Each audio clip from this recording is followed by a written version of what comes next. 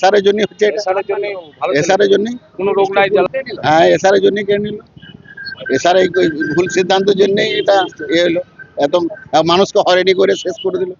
বীরভূমের ধল্লা বাসস্ট্যান্ড এলাকায় এক দিনমজুর আচমকা ব্রেন স্ট্রোক হয়ে মৃত্যু হয় রবিবার রাতে। যে ঘটনা এলাকায় মানুষেরা ওই যুবকের মৃত্যুর কারণকে এসআইআর বলেই দাবি করেছেন। কেন তারা এমন দাবি করেছেন?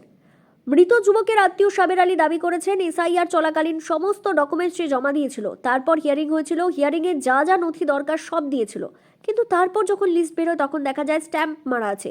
এখন সেটি দেখে অনেকেই বলতে শুরু করেন বাংলাদেশ পাঠিয়ে দেওয়া হবে ইত্যাদি নানা রকম কথাবার্তা।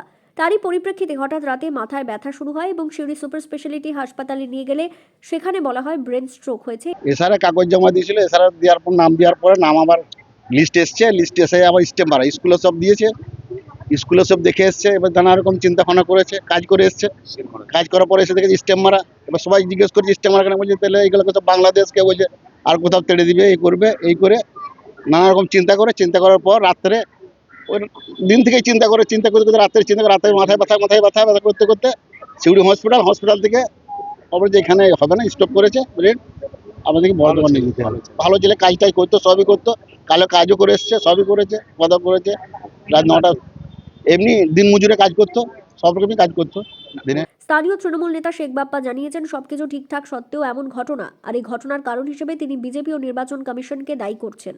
ওর বাবা দীর্ঘদিন ধরে তো এখানে বসবাস করছে, ওর পূর্বপুরুষরা বসবাস করছে, ওর বাবা 2002 সালে নাম ছিল, সবকিছু থাকার পরেও বিনা কারণে বিজেপির কুচক্রান্তে আজকে এই জিনিসগুলো করা হচ্ছে।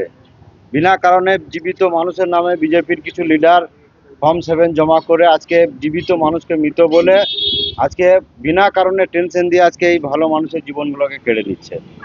আজকে তার ফ্যামিলির কি হবে? তার যে একটা স্ত্রী আছে, তার বাচ্চা, দুটো বাচ্চা, ছোট ছোট বাচ্চা, তার ফ্যামিলি কে দেখবে? এটা আমাদের এটা গভীর প্রশ্ন নির্বাচন কমিশনের কাছে। আর কত মানুষের প্রাণ গেলে আপনার এই এসআইআর সম্বন্ধে আপনার জ্ঞান আসবে যে না কি অন্যায় করছি আমি।